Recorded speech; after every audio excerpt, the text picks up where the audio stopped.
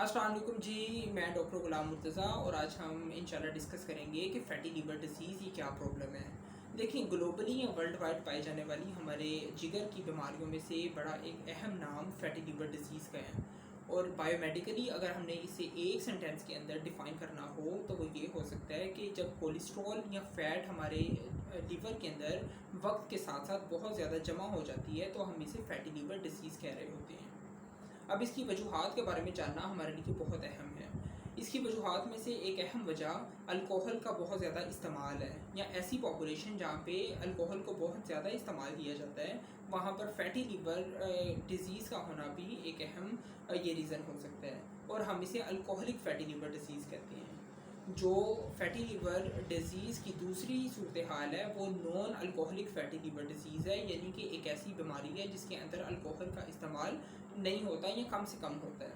अब उसकी वजूहात ये हो सकती हैं कि टाइप 2 डायबिटीज़ का होना, या ऐसे मरीज़ जो कि ऑलरेडी शुगर के पेशेंट्स भी हैं, या फिर जो हेपाटाइटिस बी या हेपाटाइटिस सी के पेशेंट्स हैं उनके अंदर फैटी लीवर डिसीज़ का होना एक अहम वजह हो सकती है।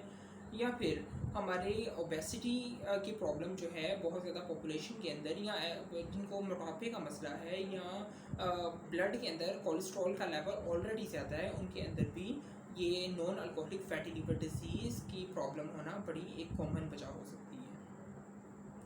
अब ये ज़्यादातर मरीज़ों के अंदर कोई भी सिम्टम्स या अलामत को ज़ाहिर नहीं कर रही होती, और बहुत ज़्यादा मरीज़ों के अंदर ये बीमारी उन्हें बज़ाहिर कोई नुकसान भी नहीं पहुंचा रही होती, क्योंकि ये वक्त के साथ साथ प्रोग्रेस करने वाली एक डिज़ीज़ है। इसलिए ये तकरीबन 10 से 15 साल के एक दौरानिया के अंदर ये डिज़ीज़ अपने आप को प्रॉपर तरीके से मैच्योर कर रही होती है।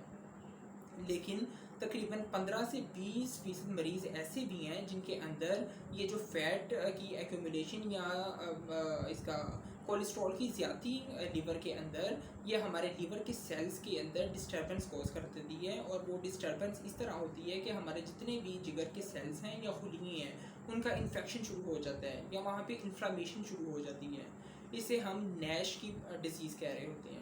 अब नैश जो है NASH, ये बेसिकली एक एब्रीवेशन है नॉन अल्कोहलिक स्टीटोहेपेटाइटिस की।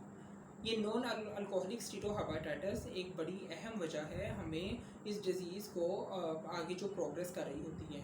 और उसके अंदर होता ये है कि हमारे जितने भी लिवर के सेल्स हैं उन सब के अंदर इंजाइम्स का जो एक मैकेनिज़्म है वो सारा डिस्टर्ब हो जाता है।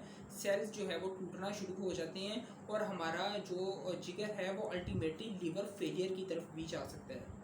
अब देखें, जब हमें ये पता चलता है कि किसी भी पेशेंट को जो है फैटी लिवर डिसीज़ की प्रॉब्लम है, या उसे जो है स्टीटोसिस का प्रॉब्लम हो रहा है, तो हम टेस्टों के थ्रू ये देखने की कोशिश करते हैं कि क्या ये प्लेन स्टीटोसिस है, या ये जो है नॉन अल्कोहलिक स्टीटोहेपेटाइटिस है। यानी एक इसकी जो डिज़ीज़ की प्रोग्रेस है उसके अंदर आगे फर्दर दो किस्में हैं। एक तो है कि नॉन अल्कोहलिक स्टीटोहेपेटाइटिस की तरफ पेशेंट जा रहा होता है, और एक होती है प्लेन स्टीटोसिस। तो ये देखना भी बहुत ज़्यादा ज़रूरी है। इसके लिए जो मुख्तलिफ टेस्ट हैं उसके अंदर AZUT आ जाता है, या AZPT, ये दो एक अहम टेस्ट हैं जो कि इन चीज़ों के अंदर डिफ्रेंशिएट कर सकते हैं। या फिर हम लोग फाइब्रो स्कैन करने की कोशिश करते हैं।